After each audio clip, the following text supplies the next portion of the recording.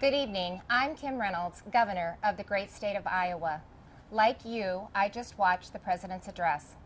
I listened as the governor of our state, as a mom and a grandmother of 11 who's worried our country is on the wrong track. We're now 1 year into his presidency, and instead of moving America forward, it feels like President Biden and his party have sent us back in time to the late 70s and early 80s, when runaway inflation was hammering families, a violent crime wave was crashing our cities, and the Soviet Army was trying to redraw the world map. Even before taking the oath of office, the president told us that he wanted to, quote, make America respected around the world again, and to unite us here at home. He's failed on both fronts. The disastrous Afghanistan withdrawal did more than cost American lives. It betrayed our allies and emboldened our enemies. North Korea is testing missiles again at an alarming rate. The Speaker of the House recently warned our Olympic athletes not to speak out against China. And now Russia has launched an unprovoked, full-scale military invasion of Ukraine, an attack on democracy, freedom, and the rule of law. Now all Americans must stand united in solidarity with the brave people of Ukraine as they courageously defend their country against Putin's tyranny as they fight for their freedom. But we shouldn't ignore what happened in the run-up to Putin's invasion, waiving sanctions on Russian pipelines while eliminating oil production here at home, focusing on political correctness rather than military readiness, reacting to world events instead of driving them. Weakness on the world stage has a cost, and the president's approach to foreign policy has consistently been too little, too late. It's time for America to once again project confidence. It's time to be decisive. It's time to lead. But we can't project strength abroad if we're weak at home. And that's what I want to discuss with you tonight. The President and Democrats in Congress have spent the last year either ignoring the issues facing Americans or making them worse. They were warned that spending trillions would lead to soaring inflation. They were told that their anti-energy policies would send gas prices to new heights, but they plowed ahead anyway, raising the price at the pump by 50% and pushing inflation to a 40-year high. 4 decades ago, when our nation was last reeling from inflation, I was a young working mom just starting out. My husband Kevin worked days while I watched our girls, and then we would literally switch. We would pass in the yard as he was coming home, and I was leaving to work evenings at the local grocery store. From across that checkout counter, I saw the pain of inflation on my neighbors' faces. I saw what happens when prices rise faster than wages. The Biden administration believes inflation is a, quote, high-class problem. I can tell you, it's an everybody problem. I saw moms and dads' paychecks buy them less and less. I watched working people choose which essentials to take home and which ones to leave behind. And now President Biden's decisions have a whole new generation feeling that same pain. When I took the oath of office 5 years ago, I promised Iowans that I would never lose sight of who I was working for, that I wouldn't become detached from the problems they were facing, from the problems that I had faced myself. But you don't have to check groceries to see what high inflation does to people. You just need to step outside of the DC bubble. Talk to Americans about what's on their mind. Ask them, what are your concerns? What keeps you up at night? And they'll tell you. And I can tell you what's not on that list. They won't tell you that spending trillions more and bankrupting their children is the answer to their problems. They won't tell you that we should be paying people not to work.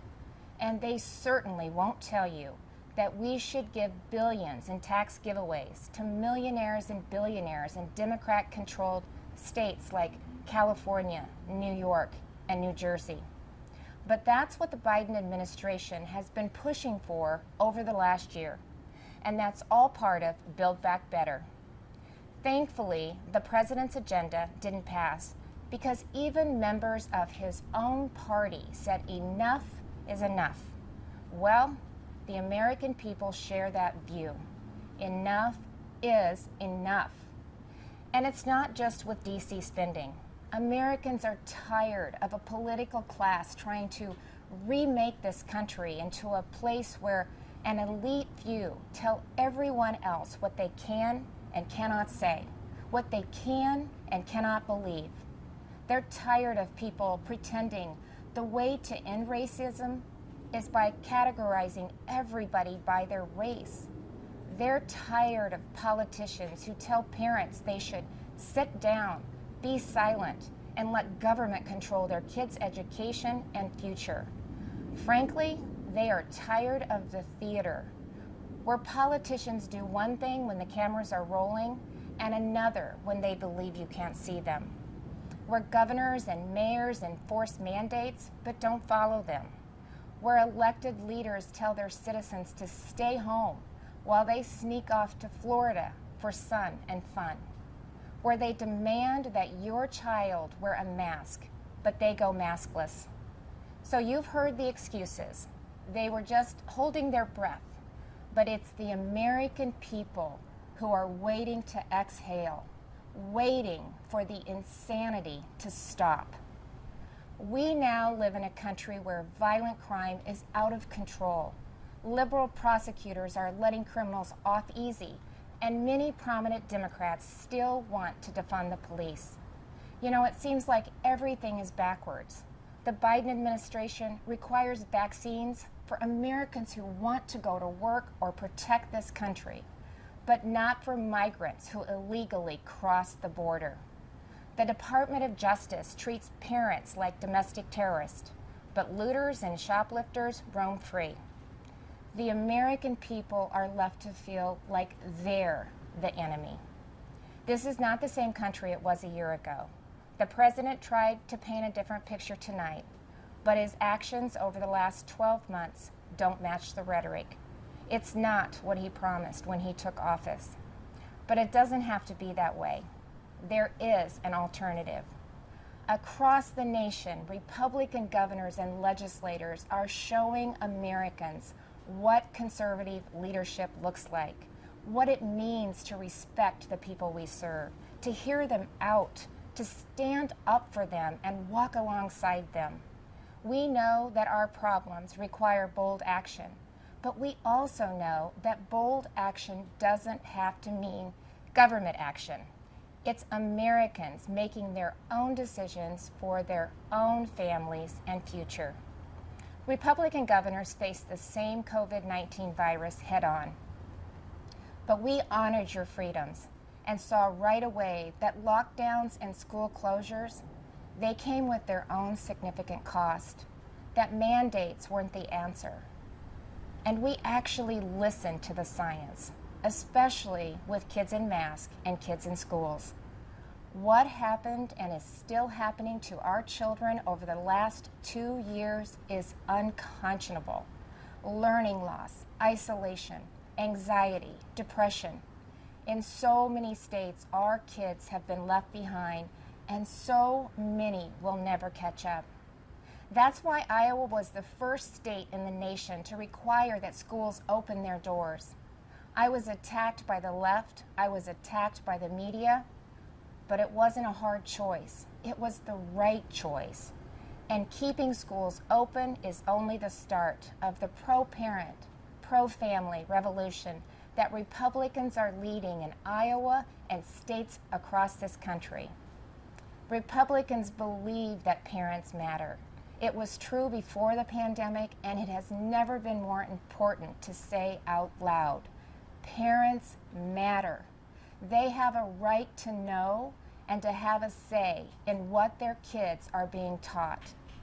Families also have every right to live in a safe and a secure community, and that begins with a safe and secure country. But the Biden administration has refused to secure our border. They've refused to provide the resources to stop human trafficking, to stop the staggering influx of deadly drugs coming into our neighborhoods. They've refused to protect you. With Texas and Arizona leading the way, I, along with Republican governors from several states, have sent resources to the border. And we've actually gone to the border, something that our president and vice president have yet to do since taking office. On the economy, the contrast couldn't be more stark. While Democrats in D.C. are spending trillions, sending inflation soaring, Republican leaders around the country are balancing budgets and cutting taxes, because we know that money spent on Main Street is better than money spent on bureaucracy. Today, I signed legislation that eliminates Iowa's tax on retirement income and sets our tax rate at 3.9%. That's less than half of what it was just 4 years ago. And it shouldn't come as a surprise that out of the top 20 states with the lowest unemployment rates, 17 have Republican governors. Republicans may not have the White House, but we're doing what we can to fill the leadership vacuum. And on the issues that are affecting Americans, Republicans are leading. We're standing up for parents and kids. We're standing up for life. We're keeping our communities safe and thanking those in uniform. We're fighting to restore America's energy independence, and that includes biofuels. We're getting people back to work, not paying them to stay home. Most of all, we're respecting your freedom. Behind me stands Iowa's Capitol, where we display our state motto, our liberties we prize and our rights we will maintain. And those aren't just empty words. It's a belief that the greatness of this state and this country lies in our people, not government. You shouldn't have to wake up every morning and worry about the next thing the government is going to do to you, your business, or your children. If we as elected leaders are doing our job, then the government is working well, but operating in the background. It's supporting the ingenuity and spirit of our people, not drowning them out. It's keeping them safe, not restricting their freedom. That's what I believe, that's what Republicans believe, and that's what Republicans are doing. I am so blessed to be the governor of Iowa, where people are humble, hardworking, and patriotic. We take care of each other. And yes, we are, as they say, Iowa nice. But you don't have to be from Iowa to see that those are the values of America at its best. All of America.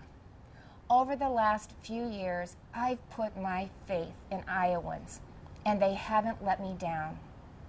I encourage this president to do the same, to put his faith in you, the American people, who have never wavered in your belief in this country, regardless of who leads it. Because you know, you've shown that the soul of America isn't about who lives in the White House.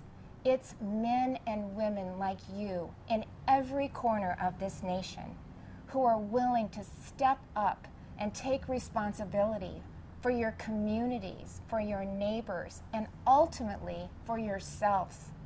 By that most important measure at least, the state of our union is indeed strong. Thank you, God bless you, and God bless the United States of America.